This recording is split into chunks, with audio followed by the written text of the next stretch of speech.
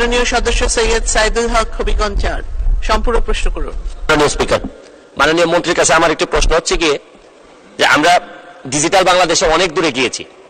আমরা ইন্টারনেট স্পিডে আপনারা 142টি দেশের মধ্যে গত বছর 126তম ছিলাম, এরপরে আমরা আরো ডেভেলপ করে 111তে সম্ভবত আসছি। তো এই স্পিড আমাদের ইন্টারনেটের জন্য সবচেয়ে বেশি প্রয়োজন। এই স্পিড বাড়ানোর জন্য নেক্সট কি কার্যক্রম, এবং স্পিড না থাকার কারণে মাননীয় মন্ত্রী আপনারা আমাদের যে ফোন অপারেটর যাদের ফোন সিম আমরা ব্যবহার করি, তারা বিভিন্ন ধরনের এমবি বিভিন্নভাবে কেটে নেয়, এই অভিযোগগুলো আপনি জানেন। এইগুলা আমরা এন্ড ইউজার তারা ফোন কোম্পানির সাথে আমরা কুলায় উঠতে পারি না। আপনি জানেন যে এই ধরনের কোনো প্রতারণা হইলে আমরা জিডিও করতে পারি না। এই ব্যাপারে আমরা আপনাদের সরকার থেকে আমাদেরকে প্রোটেকশন দেওয়ার জন্য আপনাদের কোনো এক্সপার্ট প্যানেল আছে কিনা এটা একটু জানতে চাই মাননীয় মন্ত্রী। ধন্যবাদ মাননীয় সদস্য। মাননীয় মন্ত্রী। ধন্যবাদ মাননীয় স্পিকার। মাননীয় স্পিকার, মাননীয় সংসদ সদস্য মহোদয় 3টি বিষয়ের অবতারণা করেছেন, খুব গুরুত্বপূর্ণ। প্রথমত হচ্ছে যে আমাদের ইন্টারনেটের স্পিড। আমি আনন্দের সাথে বলতে পারি যে বাংলাদেশে ইন্টারনেটের যে ব্যয় মূল্য, এটি পৃথিবীর অন্যতম সস্তা দামে আমরা ইন্টারনেট কিনতে পারি, যার অবদান আমাদের মাননীয় প্রধানমন্ত্রী জননেত্রী শেখ হাসিনার এবং মাননীয় আইসিটি উপদেষ্টা সজীব ওয়াজেদ জয়ের। কারণ আজ থেকে 15 বছর আগে বাংলাদেশে ইন্টারনেট ব্যবহারকারীর সংখ্যা ছিল মাত্র 50 লাখ মাননীয় স্পিকার, এবং তখন ইন্টারনেট পার এমবিপিএস এর দাম ছিল 85,000 টাকা, এবং ঢাকার বাইরে কোনো ব্রডব্যান্ড কানেক্টিভিটি ছিল না।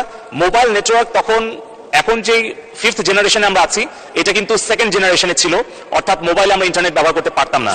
সেখান থেকে কিন্তু এখন ইন্টারনেট আমরা পার এমবিপিএস 50 টাকায় নামিয়ে আনতে পেরেছি, এবং বাংলাদেশে ইন্টারনেট ব্যবহারকারীর সংখ্যা 13 কোটিতে উন্নীত করতে পেরেছি। এবং ঢাকা থেকে বিভাগ, জেলা, উপজেলা হয়ে এখন ইউনিয়ন, এমনকি আপনি যদি প্রত্যন্ত চর কিংবা দ্বীপ কিংবা পাহাড় যেখানেই যান, বাংলাদেশের 98% ভূখণ্ড এখন 4th জেনারেশন মোবাইল নেটওয়ার্ক আওতায় এসছে। এখন 19 কোটি সিম ব্যবহারকারী। কিন্তু এই যে মোবাইল ফোনের যে বিপ্লব, ইন্টারনেট ব্যবহারের যে বিপ্লব, এটি কিন্তু সম্ভব হয়েছে মাননীয় প্রধানমন্ত্রী জননেত্রী শেখ হাসিনার দূরদর্শী নেতৃত্বের ফলে। 2008 সালে যখন ডিজিটাল বাংলাদেশের ঘোষণা দেওয়া হয়, তখন কিন্তু এই মোবাইল ব্যবহারকারীর সংখ্যা, ইন্টারনেট ব্যবহারকারীর সংখ্যা অত্যন্ত নগণ্য ছিল। সেখান থেকে আমরা এসেছি, এবং 1998 সালে যখন মাননীয় প্রধানমন্ত্রী মোবাইলের মনোপলি ভেঙে দিয়ে 4টি কোম্পানিকে উনি লাইসেন্স প্রদান করেন, তার ফলেই কিন্তু আজকে আমরা এই মোবাইলের সম্প্রসারণ এবং সাধারণ দরিদ্র মানুষের কাছে স্বল্প মূল্যে মোবাইল ফোন এবং ইন্টারনেট পৌঁছে দিতে পেরেছি। দ্বিতীয় যে অংশটি হচ্ছে যে আমরা গতকালকেই আমরা আমাদের বাংলাদেশ টেলিযোগাযোগ নিয়ন্ত্রণ কমিশনের উদ্যোগে আমরা একটি গণশুনানির আয়োজন করেছিলাম, যেখানে ফিজিক্যাল এবং ডিজিটাল মাধ্যমে 3000 জন প্রশ্ন জমা দিয়েছিলেন।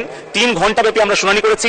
সেখানে আমরা এই মোবাইল নেটওয়ার্ক অপারেটরদেরকে, ইন্টারনেট সার্ভিস প্রোভাইডারদেরকে আমরা কিন্তু জবাবদিহিতার কাতারে এনেছি, সরাসরি গ্রাহকদের প্রশ্নের সম্মুখীন করেছি, এবং আমরা সমাধানের পথও দিয়েছি।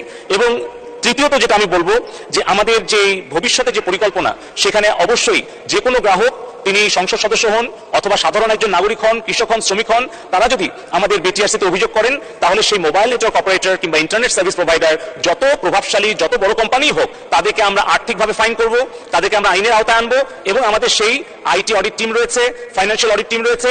আমরা সেই জবাবদিহিতা নিশ্চিত করছি বলেই আমাদের বিটিআরসি থেকে কিন্তু 73,000 কোটি টাকা আমরা আমাদের রাজস্ব খাতে জমা দিতে পেরেছি। ধন্যবাদ মাননীয় স্পিকার।